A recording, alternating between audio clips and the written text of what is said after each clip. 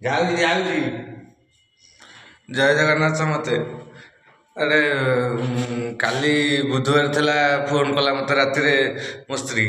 କହିଲା ଟିକେ ଆଇଲା ବେଳକୁ କଖାରୁ ଟିକେ ଆଣିବ, ନଡ଼ିଆ ଟିକେ ଆଣିବ, ଆଉ ଫୁଲ ଆଣିବ, ବେଲପତ୍ର, ଆଉ କ'ଣ ଧୂପ ଘାସ, ଏସବୁ ଏତେ କଥା କହିଲା। ମୁଁ ଟିକେ ଗାଲେଇ ଦେଲି, ଟିକେ କାମ ଥିଲା, ସାଙ୍ଗମାନଙ୍କ ସାଙ୍ଗେ ଖଟି ଥିଲା, ସେଥିପାଇଁ ଟିକେ ଗାଲେଇ ଦେଲି। ମୁଁ କହିଲି ସବୁ ସକାଳୁ ନେଇ ଆସିବି। ସେଥିପାଇଁ ସକାଳୁ ସକାଳୁ ମୋତେ ଶୋଇଛି, ମୋତେ ଉଠେଇକି ପଠଉଛି। କେତେ ଜୋର ଶୀତ ହେଉଛି ବାହାରେ, ସକାଳୁ ସକାଳୁ ମୋତେ ପଠଉଛି ମୋ ସ୍ତ୍ରୀ। ଆଉ ଟିକେ ଶୋଇଥାନ୍ତି, ନିଦରେ ମୋତେ ପଠଉଛି ଯାଇକି ବାହାରୁ ନେଇକି ଆଗେ ଶୀତରେ। ଛାଡ଼, ଆଉ ଟିକେ ଶୋଇଥାନ୍ତି, କ'ଣ କରିବି। ଏଇ କ'ଣ ଶାମ୍ବ ଦଶମୀ ପାଇଁକା ପୁଣି କହିଲା ରସଗୋଲା ଆଣିବ, ପେଡ଼ା ଆଣିବ, ଇଏ ଆଣିବ, ସିଏ ଆଣିବ, କେତେ କ'ଣ କହିଗଲା। କାଲି କହିଥିଲା 4-5ଟା ନା, ଆଜିକି ମିଶେଇକି ହେଇଗଲା ତାର ତ 10-12ଟା ନା। ପକେଟରେ ପଇସା ନାହିଁ, ସକାଳୁ ଉଠିବି ନାହିଁ। ହଉ ଦେଖିବି ଯାଇକି କ'ଣ ହେଉଛି, ଦେଖିବା ଯାଇକି ବାହାରେ ଯାହା ହେଲା ହେଲା ଶୀତଟାରେ। ଏ ଭୁଲ କି ଶୀତ ହେଇ ବାହାରେ ହେଉଛି। ଯିବ ଗାଙ୍ଗୁରାମ, ଏଠି କ'ଣ କହିଛି ସନ୍ଦେଶ 4ଟା ଆଉ ରସଗୋଲା 4ଟା ନେଇକି ଯିବାକୁ। ସନ୍ଦେଶ 4ଟା, ରସଗୋଲା 4ଟା କ'ଣ ଭୋଗ ହେବ ପିଲାଙ୍କ ନାଁରେ। ଆରେ ଓଲ୍ଡ ଟାଉନ୍ ସାରା ତ ଦୋକାନ ବନ୍ଦ, ଆସିକି ପହଞ୍ଚିଲି ସାମନ୍ତରାପୁରରୁ ଆସିକି ନେଇକି ଯିବା କଥା ଆଉ। ହଁ ଦେଖୁଛୁ ଏଇଟା କ'ଣ ଗୋଟେ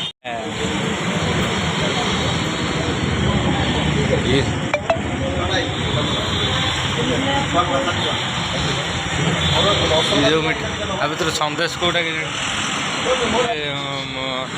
ଓଲ୍ଡ ଟାଉନ୍ ବଜାର ପୁରା ଟୋଟାଲି ବନ୍ଦ ଥିଲା ବୋଲି ଆସିକି ସାମନ୍ତରାପୁର ଛକରୁ ଆସିକି ମିଠା ନେଇକି ଯାଉଛି।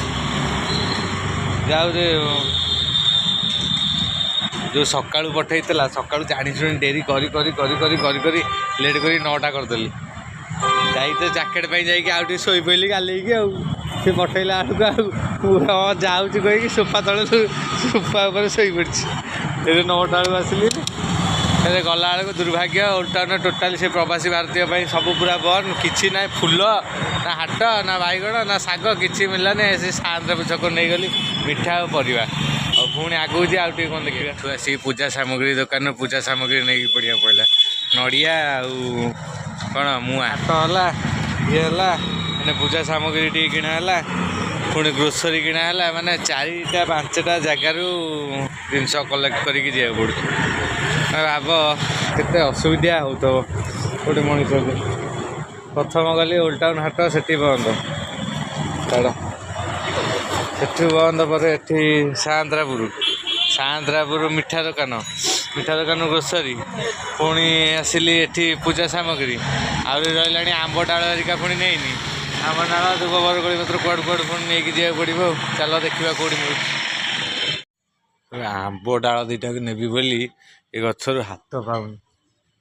ମୋ ହାତ ଏଠି, ଆମ୍ବ ଡାଳ ଆଉ ହାତ ଇଞ୍ଚି ହେଇଥିଲେ ଆମ୍ବ ଡାଳଟା ନେଇଯାଆନ୍ତି। ନା, ଦେଖିବା ଗୋଟେ କ'ଣ ବନ୍ଦୋବସ୍ତ କରିକି ଆମ୍ବ ଡାଳଟା ନେବା ନା, ନହେଲେ ହେବ। ଓଲ୍ଡ ଟାଉନ୍ ବାସୀ ଭାରି ସାହସୀ, ଆମ୍ବ ଡାଳ ନ ନେଲେ ଘରେ ପୁରେଇବନି, ପୂଜା ହିଁ ବନ୍ଦ। ଆମ୍ବ ଡାଳ ମେନ୍। ଦେଖିବା କ'ଣ ଟ୍ରାଏ କରିବା। ପୁରା ହାତ ଉପରକୁ ଅଛି, ଆଉ ଅଳ୍ପ ଟିକେ ଦରକାର ମ ଆମ୍ବ ଡାଳଟା ହେଇଯାଆନ୍ତା। ଛାଡ଼, ଦେଖିବା ଚେଷ୍ଟା। ମିଶନ ସକ୍ସେସଫୁଲ୍, ଆମ୍ବ ଡାଳ ମିଳିଗଲା। ମୁଁ ଏପଟେ ଯାଉଥିଲି, ଏପଟେ ଚାଲିଲୁ। ଏବେ ପୁରା କାମ ଶେଷ, ଫାଇନାଲ୍ ଫିନିଶ୍। ଆଉ ଏନେ କିଛି ଗୋଟେ ଅନ୍ଦାଜ ଦେଖାଯାଉଛି। ମୁଁ ଗଡ଼ିଯିବା ଟିକେ ତଳକୁ।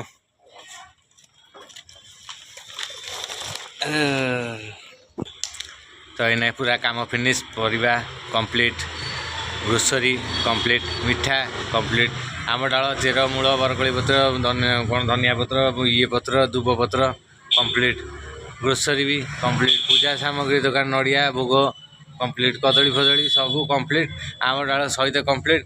ଏଇନେ ଚାଲିଲି ଘରକୁ। ପୁଣି ନେକ୍ସଟ ଟିକେ ଦେଖାହେବ ଯେ ସମ୍ବର ଦଶମୀ ପୂଜା ହେଲା ବେଳେ, ସେ ଟିକେ କରିଦେବା ଆଉ। ତ ଭିଡ଼ିଓ ପାର୍ଟ 1, ପାର୍ଟ 2 ଶାମ୍ବ ଦଶମୀରେ ପଡ଼ିବ। ଭିଡ଼ିଓ ପାର୍ଟ 1, ପାର୍ଟ 2 ଠିକ୍ ଅଛି। ସେ ପର୍ଯ୍ୟନ୍ତ ରହିଲି, ନେକ୍ସଟ ପୁଣି ଦେଖାହେବ। ଆଜି ବହୁତ କାମ ପଡ଼ିଛି, ବହୁତ କାମ, ତା ଭିତରେ ଟିକେ ଭିଡ଼ିଓ କରିଦେବା କଥା।